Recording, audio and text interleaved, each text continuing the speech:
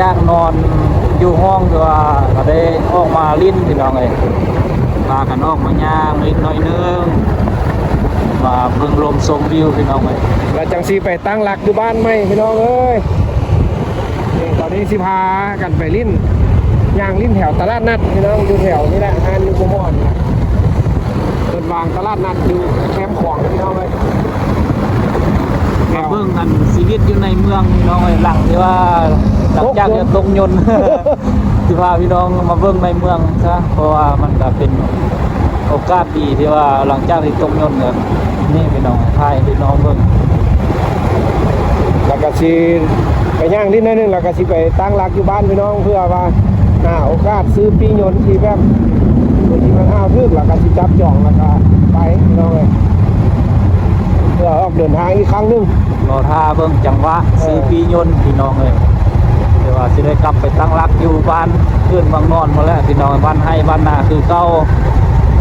แต่ว่ามื้อนี้ก็สิได้ถ่ายคลิปที่ว่าในเมืองให้พี่น้องเบิ่งคือว่านี่จะเป็นตัวเมืองใหญ่นครหลวงเวียงจันทน์พี่น้องเอ้ยสิพาไปแถวไหนสีหอมเนาะแถวสีหอมก็พักเด้เขาพักแล้วแมนยูแถวสนามบินพี่น้องเลยพักอยู่มอสนามบินนี่แหละแล้วก็ตอนนี้สีออกมาจากสนามบินวัดไต่แล้วก็สิไปลิ้นแถวสีหอมแล้วก็แคมป์ของพี่น้องย่างลิ้นเบิ่งบรรยากาศน้ำกัน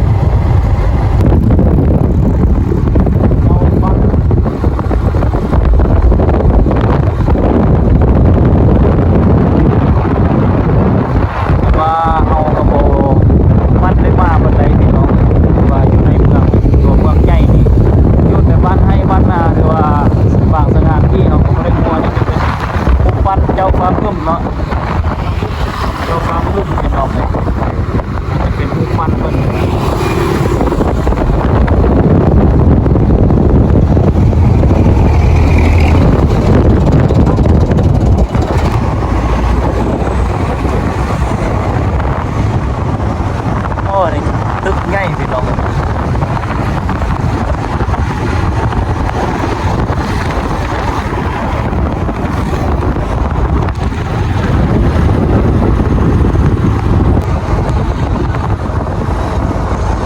ตึกใหญ่ๆก็มีหลายอยู่พี่น้องตึกใหญ่ๆงามๆเนาะไอ้คือว่าเป็นโรงแรมพี่น้องหรือว่าได้แต่เบิ้งพี่น้องเลยผมมีโอกาสได้เข้าแล้วพี่น้องเอ้ยได้แต่เบิ้งโรงแรมก็ได้พอจะเป็นโรงแรมเป็นตึกใหญ่ๆก็กินข้าวแถวหม้ออันนี้ก็คือว่ามาเลาะกินข้าวแรงพี่น้องเลยแต่สถานที่นี่ก็จะเป็นแคมป์ของพี่น้องเลยบอลยางลิ้นเที่ยวบอลยางลิ้นยางส้มเบิ้งกินลมส้มวิวพี่น้องเลยแต่ว่าทางภาคโน้นก็จะเป็นทางฝั่งไทยพี่น้องเลยไทยแน่น่ะหนองคายที่ว่าเป็นฝั่งไทยพี่น้องบ้านใกล้กันเคียงเขาพี่น้อง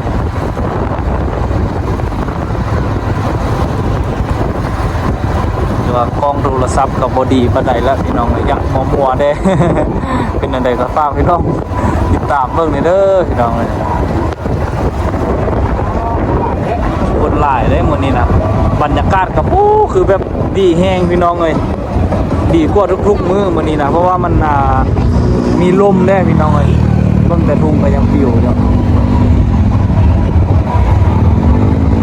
แต่ว่าผู้คนอยู่เขตนี้จะมาอยู่นี่หมดพี่น้องเลยแรงๆนะครับ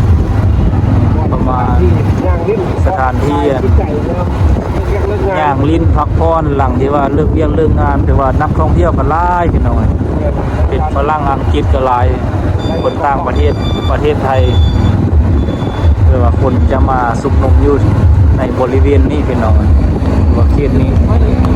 มีทุกอย่างนั่นแหละพี่น้องเลยเพราะว่าจะเป็นข้าวป่าอาหารมีทุกอย่างเป็นอันคล้ายๆคือส่วนสนุกก็มีพี่น้องเลยเป็นบ่อนเด็กน้อยลิ้นฝากติดตามรับชมเด้อพี่น้องเลยเพื่อได้มีเงินไปซื้อปีนนท์ไหม ไปตั้งรักไหมพี่น้องเอ้ยก็เป็นกำลังใจเด้อเป็นกำลังใจให้เบ้าปิงปองบ้านนาเลยเด้อพี่น้องเป็นก็เป็นสถานที่ท่องเที่ยวอีกเรื่องนึงพี่น้องตัวสร้างขึ้นมาได้สวยสดงดงามหลายพี่น้องอันนี้จะเป็นตลาด อยู่ทางลุงนี่เป็นตลาดมีหมดทุกอย่างพี่น้องแนวอยู่แนวกิน แม่ย่างก็บอก แต่อาหารลาวๆก็มี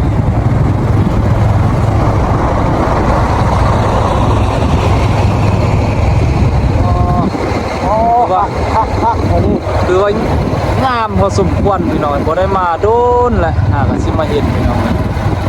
ก็จะมีส่วนอาหารนี่ระเบียง อ๋อชิเว่กินนี่เด้เข้าน่ะ ลูลาบ่ติ ตำบักหุ่งนี่นะอันกินใกล้อันนี้มัน กล้าเข้าอยู่วะคือว่าลูลาเด้อันนี้น่ะ เข้าเลยบ่ซอกกินข้าวได้เด้นี่ ไปลงตรวจสอบมึง ว่าได้บ่สุ่มกะเพราบ่ให้อ๋ออันกินใกล้กินหยังตำบัก พี่น้อ หุ่ ง ง อยากเข้าเด้พี่น้องเอ้ยแต่ว่าเงินเฮาสิพอบ่ค่าอาหารเพิ่นนี่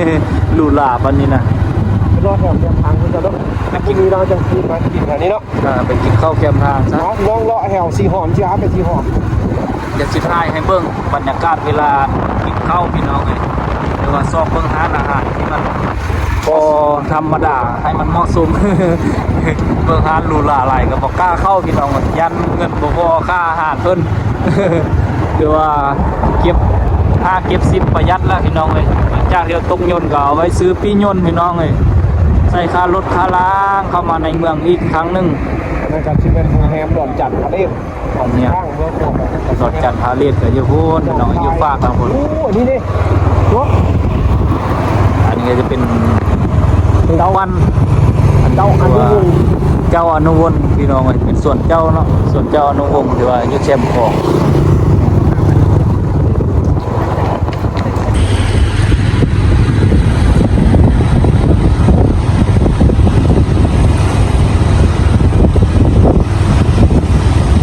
ว่าซอกกินข้าวพี่น้องเอ้ยซอกกินข้าวแรงก่อนแต่ว่าเริ่มยากเข้าแล้วแต่ว่าอยู่หอพักก็ได้กินแต่มี่พี่น้องเอ้ยอยากกินข้าวแล้วกินมี่หลายก็บ่ได้พี่น้องเอ้ยบ่มีเหื่อบ่มีแห้งเจ็บท้องได้กินหลายก็ได้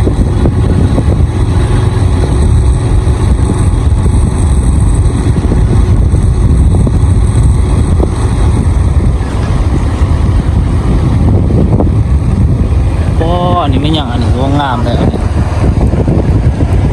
งามเลยว่ะพี่น้องเลย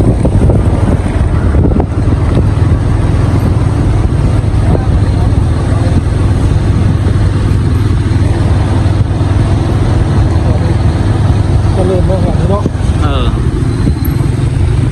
เริ่มจะเดินสาย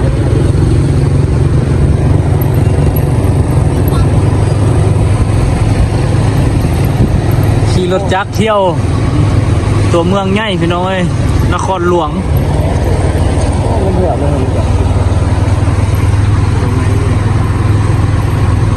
ห่างมันเต็มรถเลยโอ้เต็มหมดเลยอ่ะ รถก็เริ่มหลายแล้วเข้ามาคิดนี่จะเป็นร้านอาหารพี่น้องแนวทางที่ว่าเพิ่นขาย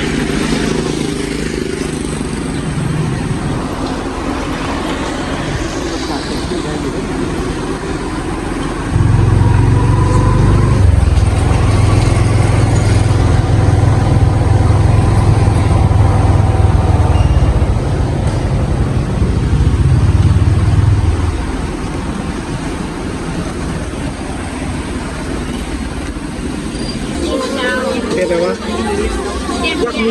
ยักษ์มีโต๊ะนั่งกินข้าวยักษ์มีก้อนนั่งกินข้าวทางนั้นเหรอ อ๋อไปบ่มีบ่อนนั่งพี่น้องไอ้แถวนี้มีแต่ซื้อไปกินอยู่บ่อนอื่นแต่ว่าซอกบ่อนนั่งได้ก็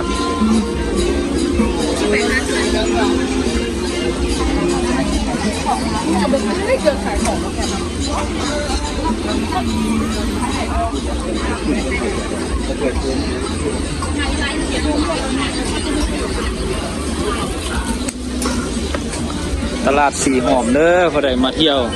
แถวนครหลวงพี่น้องเอ้ยต้องได้มาแหละอาหารการกินคือว่ามีครบหมดทุก ประเภทเลยพี่น้องเลยอาหารนะมีทั้งอาหารลาวๆมีทั้งอาหารทะเล ซอกไปซอกก่อนนั่งก่อนเอาเมืองลาวแกเมื่อยกุละป่อง ย้อมใจพี่น้องเลย ย้อมใจ กินอย่าย้อมใจ กินแล้วก็จะสิเมื่อบ้านพี่น้องบรรณาก็สิรอบมื้อนี้ละมื้ออื่นเฮาก็สิเดินทางเมื่อบ้านพี่น้องเพราะว่าเมื่อตั้งรักกันอยู่บ้านพุ่นแล้วจังสิมาใหม่ได้มื้อได้มื้อได้วันมาแล้วก็สิมาเติมพลังใหม่พี่น้องมากินเด้อปิ้งปลาหมึก ของแก้ม